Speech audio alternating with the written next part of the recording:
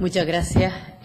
Buenos días a todos y a todas. Agradecer enormemente a don Gerardo Pérez que esté como ponente en esta comisión de estudio del sistema electoral.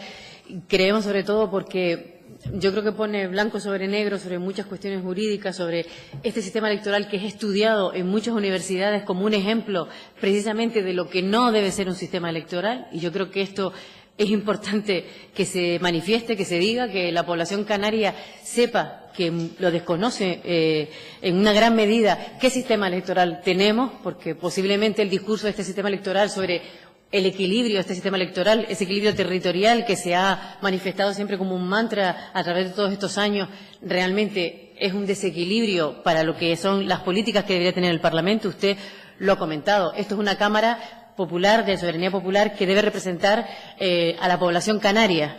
Y porque nosotros no somos un sistema presidencial, no tenemos un sistema como Estados Unidos. Antes, en la anterior ponencia, hablaba un representante del Partido Popular sobre el sistema americano. Nosotros no elegimos presidente cuando hacemos el sistema electoral, nosotros elegimos a nuestros diputados del Parlamento, es un sistema parlamentario.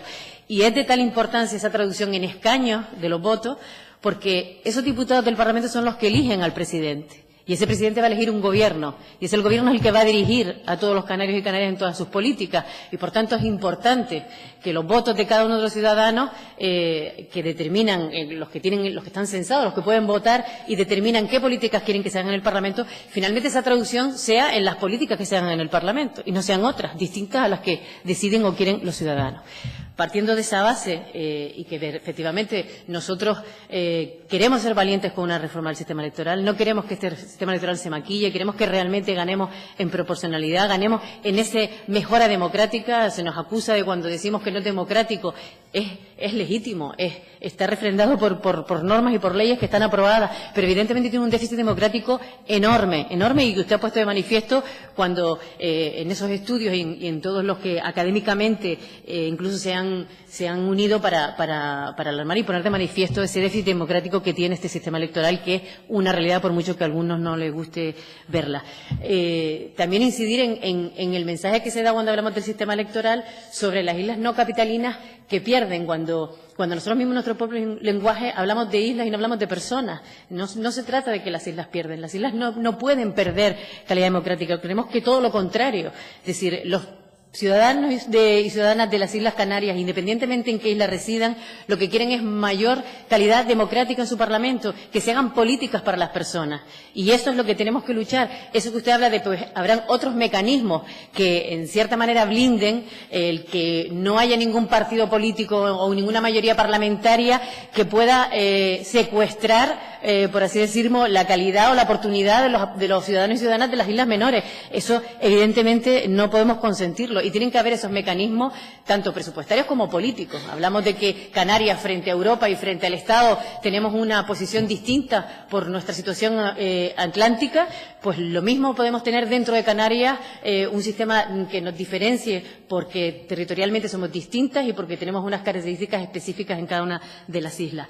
A mí me gustaría preguntar varias cuestiones. Una de ellas es que cuando hablamos de cuáles son las limitaciones jurídicas que tanto la Constitución como las normas que están ahora mismo nos pueden limitar a cuál sería el modelo de sistema electoral que podemos modificar. Cuando hablamos de esa circunscripción mixta en la que haya una representación territorial, donde la Constitución reconoce que debe haber una representación territorial, y esa otra que pudiera ser archipelágica, en su consideración como jurista, como experto, como académico, ¿cuál tendría que ser como mínimo esa circunscripción archipelágica para que realmente modificáramos esa proporción a unos niveles más óptimos, ¿no? Aquí hablamos de circunscripción, algunas propuestas de 9, otros de 20, otros de 30, otros de 40. ¿Dónde estaría un límite que podríamos entender mínimo para que realmente hubiera esa modificación proporcional y nos ayudara precisamente a trabajar?